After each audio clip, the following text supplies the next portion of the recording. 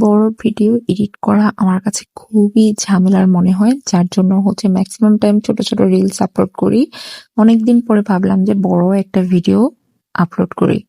ঐদিন তো সোনুর চুল কাটানোর ভিডিও অলরেডি আগের ভিডিওতে আপনারা দেখছেন। তারপর এখানে সোনু চুল কেটে এবার একটু বসে, বসে নাচ গান করছে। আর এইদিকে সন্ধ্যার দিকে আমি ভাবলাম যে একটু চিকেন ফ্রাই করে নেই। আর আল্লাহ, ফ্রাই করতে গিয়ে আমি একদম চিকেন গুলোকে পুরো পোড়া দিয়ে ফেলেছি। আমি ভেবেছিলাম চুলার জাল একদম লোতে ছিল, বাবারে একটু পরে গিয়ে দেখি আর না, অনেক হাই হিটে একদম পুড়ে গিয়েছে।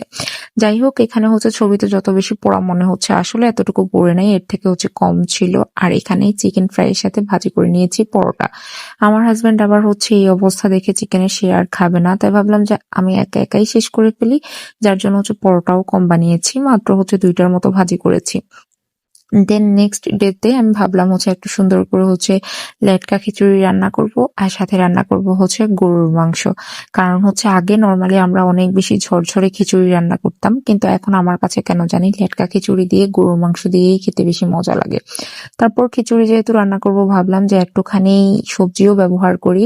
দেন আমি খিচুড়ি যেহেতু লেটকাই রান্না করব, তো প্রেসার কুকারেই বসিয়ে দিয়েছি। আর এইদিকে অন্য চুলায় আমি রান্না করব একটুখানি গরুর মাংস। যার জন্য আমি ভাবলাম যে আজকে গরুর মাংসের মশলা দিয়েই আমি রান্না করব। আর সাথে আমি একটুখানি রসুন, তারপর আদা আর একটু জিরা ধনিয়ার গুঁড়া দিয়েছি। দেন এখানে গরুর মাংসগুলো সুন্দর করে কেটে নিয়েছি। তারপর মশলা যখন সুন্দর করে কষানো হয়ে গিয়েছে, তারপর একে একে গরুর মাংসটুকু দিয়ে দিচ্ছি। নরমালি আমি খিচুড়ির সাথে গরুর মাংস একদম কম মশলা দিয়ে রান্না করতে পছন্দ করি। আমার কাছে কম মশলা দিয়েই ভালো লাগে, কারণ বেশি মশলা দিয়ে মাংস রান্না করলে কেন জানি আমার ইদানিং ভালো লাগে না। যাই হোক, তারপর প্রেসার কুকারে যে আমি খিচুড়ি বসিয়েছি, সেটা মাত্র 2টা হুইসেল দিয়েছি। 2টা হুইসেল যখন দিয়েছি, আমি একদম চুলাটাকে সুন্দর করে বন্ধ করে দিয়েছি। আর এইদিকে গরুর মাংস থেকে যে পানি বের হয়ে আসছে, সেই পানি দিয়েই মাংসটাকে কষিয়ে নিচ্ছি।